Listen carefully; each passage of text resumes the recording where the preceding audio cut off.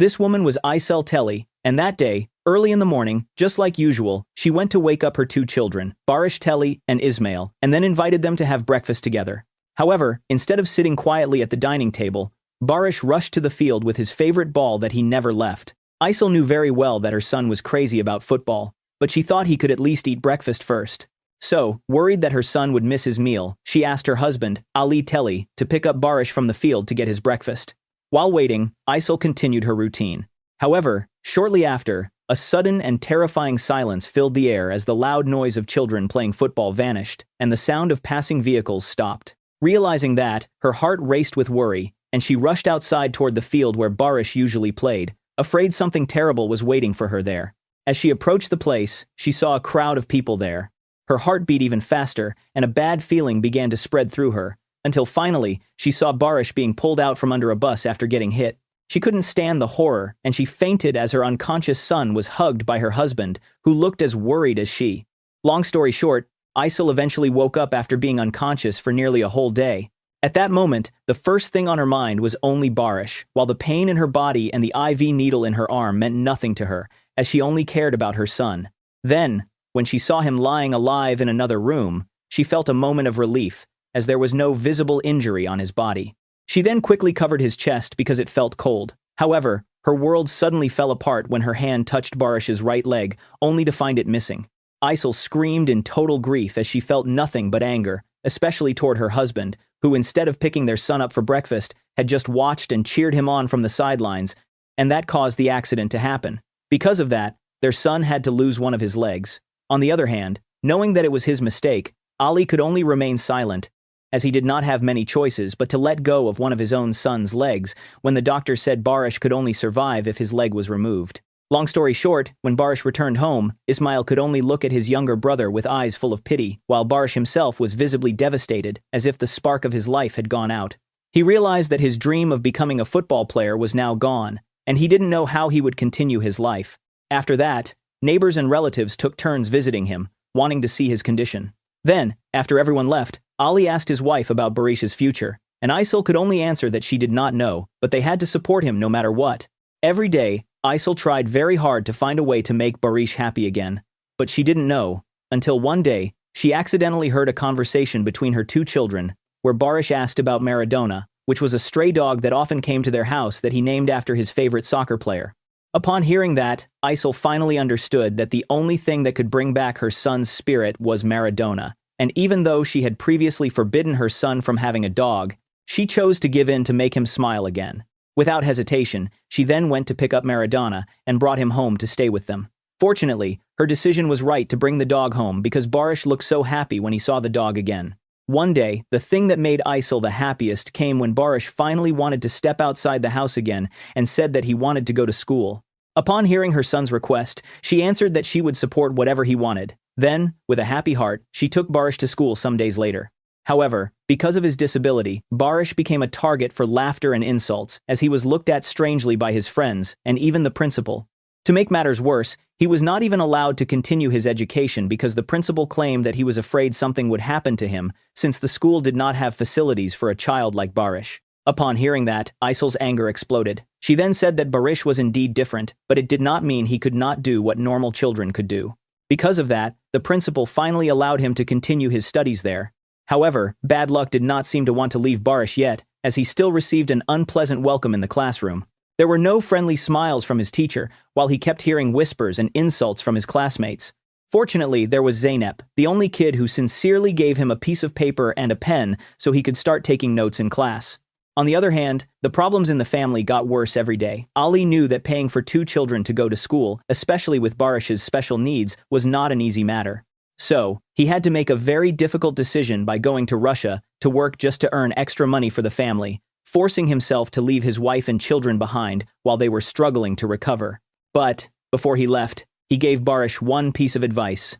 He told the boy to never play football again, and those words caused a deep wound and made Barish very sad, especially when he watched children his age playing happily while he could only sit and watch. However, Barish wanted to try sports again despite his disability, but he knew the teacher would not allow it, so he waited until the sports room was empty. Then, with great determination, he took off his walking aid. He failed at first, but there was a strange relief in his heart, It was the feeling of trying and putting in effort. So, he kept trying and trying, even when he was at home, until he finally succeeded. Then his teacher suddenly came, so he quickly tried to hide, but his teacher knew he was there, and he called Barish while asking what he wanted to achieve. He showed the gentleness of a teacher, and showed that he would try to support him. Sadly, when Barish tried football again at home and decided to practice with his walking stick, his father had returned from Russia, and he saw Barish playing football again, the one thing he did not want to see. The next day, while taking Barish to school, Ali made sure that Barish was not allowed to play football anymore, whether at school or at home. His friends and Zeynep saw that, and that made them wonder if Barish would stop playing football, but Barish answered that he would not stop playing no matter what. Many years later, Zeynep was seen watching Barish from a distance. She still could not believe that the boy with one leg was truly serious about his words that he would not stop playing football. Now, he was even able to play as a striker and scored a goal. Then, Zeynep's friend approached her and asked why she did not just admit that she liked Barish. However, before Zeynep could answer, Barish suddenly approached, and Zeynep, who seemed a bit annoyed, told him to go home immediately. Barish clearly did not understand what happened, so he asked if Zeynep was angry with him, or if she was just thinking about where they would go to university. Zeynep did not answer his question, but she told Barish that he had to go to the house of a man named Yilmaz, because the man wanted to give advice about which university they should register for. Then, as they walked home together, Zeynep's friend's brother happened to pass by and greeted them. At that moment, Barish saw Zeynep greet the man and look friendly towards him. He seemed a bit irritated with that, because, even though he also knew the man, he always felt he did not fit in with anyone except Zeynep. Barish eventually arrived at Yilmaz's house, and there, he was told by Yilmaz that he should go to Ankara to continue his studies. Yilmaz suggested that place because there was a disabled football team called Doğan Gücü, and it was a team filled with war veterans who were also amputees like Barish. However, Barish could not give an answer yet, as he knew that only his father could decide for him. Because of that, Yilmaz then came to Barish's house to explain the plan to the family. However, as soon as he mentioned the amputee football club, Ali immediately became furious because he never wanted Barish to play football. After that rejection from his father, Barish shared all of that with his friends, including Zeynep, but before he could finish his story, Zeynep's friend's brother showed up and invited them to go for a ride in his new car. Inside the car, Barish saw how the man looked at Zeynep with great affection, while Zeynep seemed comfortable with it and he looked jealous, clearly couldn't cover his sadness. Then, Zeynep noticed it and asked what was wrong. Barish immediately answered that he was not happy seeing her close to that man. However, Zeynep calmed him down by saying that they did not have a special relationship and were only high school friends. Upon hearing that, a small smile appeared on Barish's face, and Zeynep smiled when she saw that smile. From that smile, Barish felt that he still had a chance and believed that she felt the same way he did. However, Barish became furious when he saw Zeynep almost kissed with her friend's brother. He then approached and hit the man. Lan!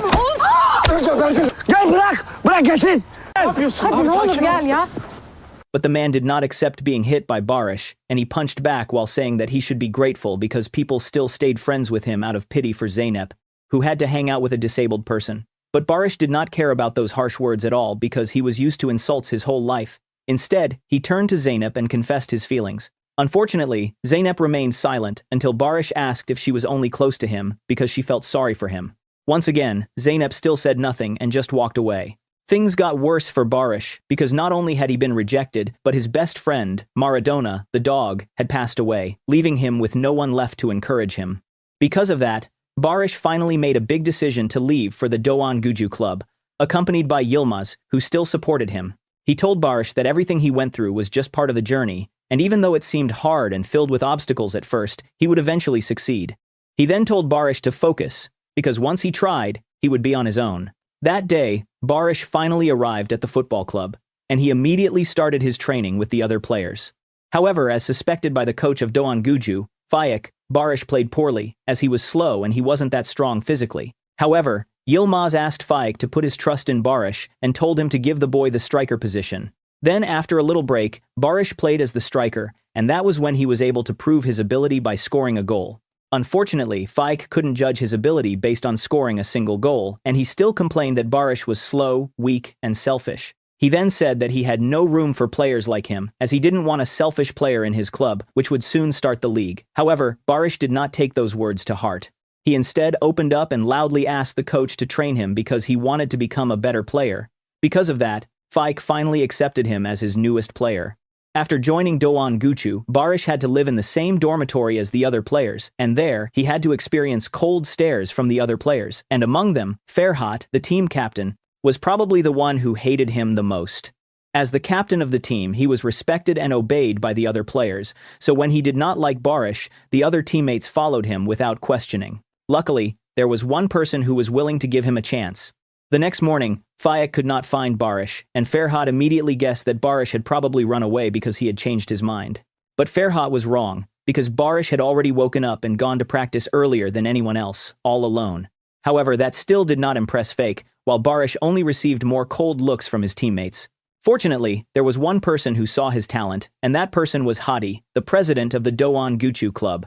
He said it was very rare to see a talent like Barış in their league and told Faik that he should be proud to find him. Upon hearing that, Faik did not want to treat anyone as a favorite, and as long as Barış did not play as part of a team, he would never recognize him.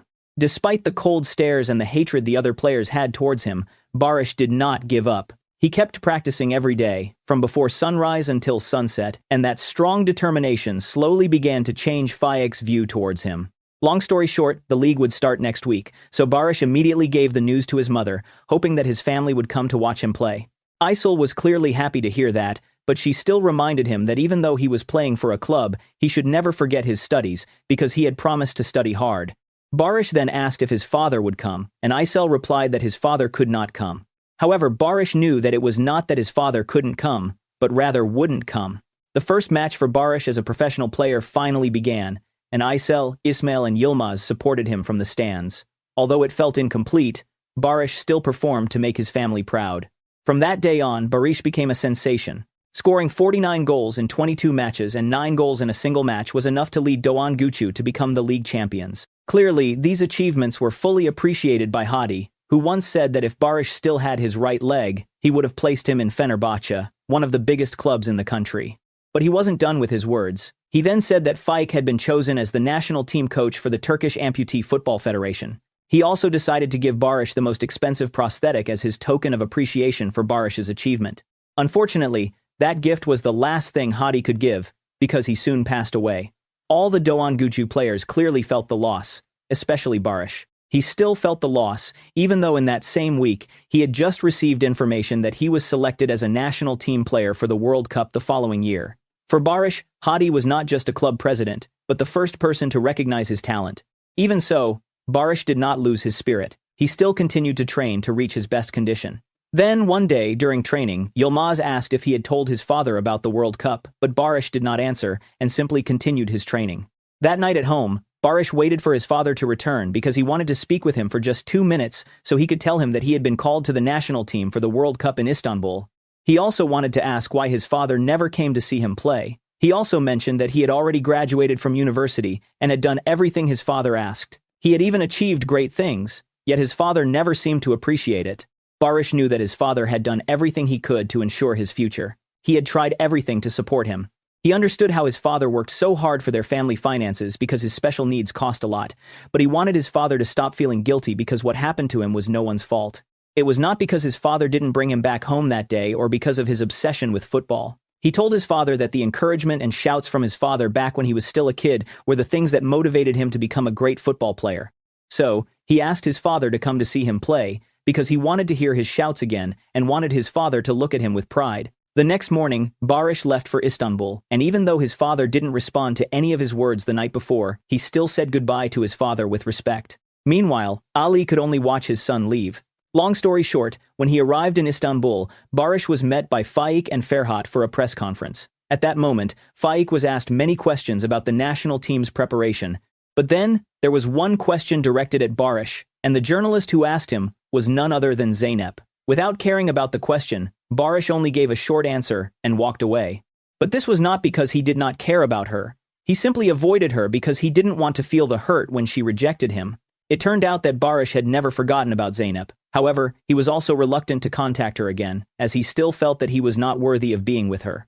Every time he missed her, he could only look at her social media to see her face, while regretting ever confessing his feelings towards her. That night, while Barış was walking outside, trying to clear his mind, he was suddenly attacked. But luckily, Zeynep showed up to save him. She then quickly took him to her hotel to treat his wounds. Then, once he felt better, Barish thanked her and prepared to return to his team. However, Zeynep stopped him. Because of that, Barish got angry and asked why she acted as if she cared so much while mentioning how she had insulted him that night years ago. Upon hearing that, Zeynep apologized for every word she said that night, admitting that she had actually loved him all along, but she was influenced by her friend's words, which made her afraid of being judged for being with him. She then told Barish that she would not let him walk alone anymore and wanted to be his #1 support. Then, she finally confessed her feelings, telling Barish that she loved him. For the first time, Barish finally entered the locker room of a stadium as a player with great pride, and wearing the #8 jersey with the national team logo on his chest, and his name printed on the back, was no longer just a dream. However, trouble came when Ferhat still argued that Barish was not a war veteran like him and the other players, and claimed that a civilian did not belong on the team. He said everyone else lost their limbs for the country, while Barish was just an unlucky boy. Faik overheard this and disagreed, saying that this was the Turkish national team, which meant that any capable citizen could join. He then told Ferhat that being a veteran did not make him superior, and warned Ferhat that if he continued to complain, he would be removed from the team. Fortunately, the trouble in the locker room did not make the Turkish team lose hope, because they managed to go far in the World Cup and were scheduled to meet Brazil in the final the next day. However, bad news about the locker room argument reached the media, and during a press conference, a journalist asked Ferhat about it. Ferhat answered rudely, claiming that any arguments were the coach's responsibility and not his, even though he was the one who started it. The historic match for Barish and all of Turkey finally began at the Ataturk Olympic Stadium. In front of the entire country, the team was expected to win the world title, even though their opponent was Brazil. Strong support from the sidelines was directed at Barish, and the support from Zeynep in the media stand added to his spirit, along with the cheers from Yilmaz, his mother, and his brother. However, his father remained stubborn and did not want to come to the stadium to watch him.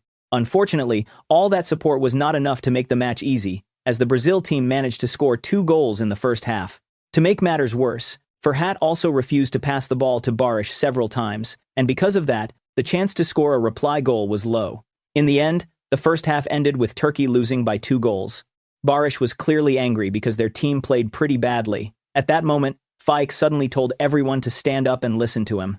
He then shouted that they were not there for the names on their backs because they also carried the name of their country on their chests, and that was their responsibility. Fortunately, that managed to increase the players' mentality. The second half was about to begin. However, before that, Faik stopped Ferhat for a moment and gave him a piece of advice. He said that he understood why Ferhat did not like Barish. He knew that Ferhat lost his leg while defending the country, while Barish lost it because of an accident, but he asked him to think about the situation. Barish never chose to lose his leg that way. He told Ferhat that Barish lost his leg in an accident at the age of 6.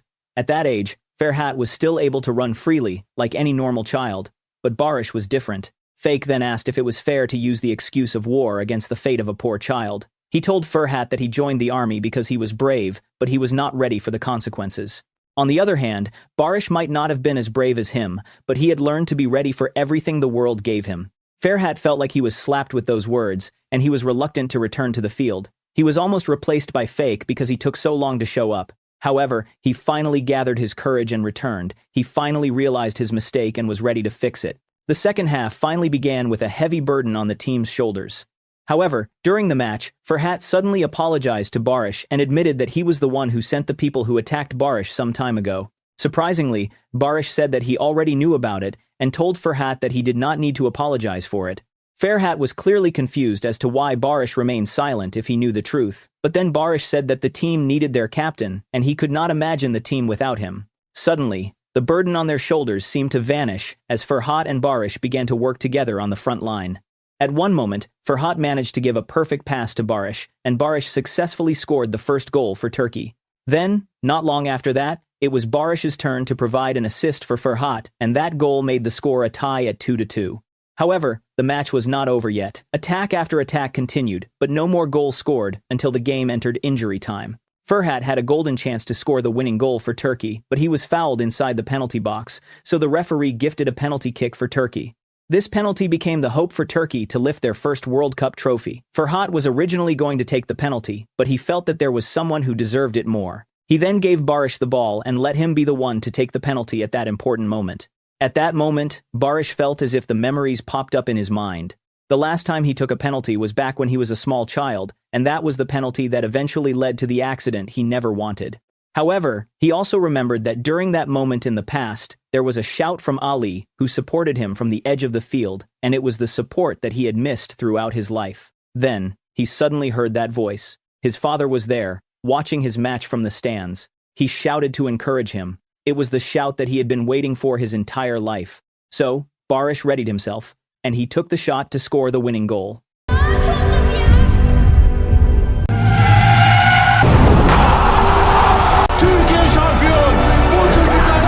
Thanks to that, Turkey finally became the champion. The victory that day was more than just making the Turkish national team world champions, because Barış finally had that look of pride and a hug from his father. That victory had brought back the closeness between Barış and his father, and that also brought the first Amputee Football World Cup trophy to Turkey. Barış didn't just succeed in lifting the World Championship title, but he also successfully won the European Cup twice with the Turkish national team, and during one of his victory celebrations, his picture became the most iconic celebration photo in the history of sports journalism. His name not only shines brightly in the field of football as the best player, but he also won 3 gold medals in athletics for the 100-meter sprint, high jump, and long jump. Furthermore, he also participated in wheelchair tennis and became a champion in 2016. Meanwhile, outside of the sports field, he was a pioneer, as he became the first coach in the world with an amputated leg, while in his academic life, he was a graduate of the Faculty of Sports Sciences in Gazi University, Ankara. Turned it into repeat, not to impress anyone, not to